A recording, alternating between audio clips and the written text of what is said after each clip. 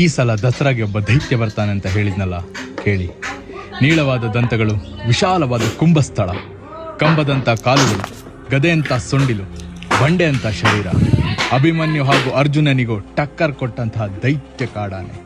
ಕರಿಬಂಡೆ ಎಂದೇ ಪ್ರಸಿದ್ಧವಾಗಿರೋ ಈತನ ಹೆಸರೇ ಶ್ರೀಕಂಠ. ಸೆರೆ ಸಿಕ್ಕಿದ್ದು 2014 ಹಾಸನದ ಉಂಬ್ಳಿ ಬೆಟ್ಟದಲ್ಲಿ.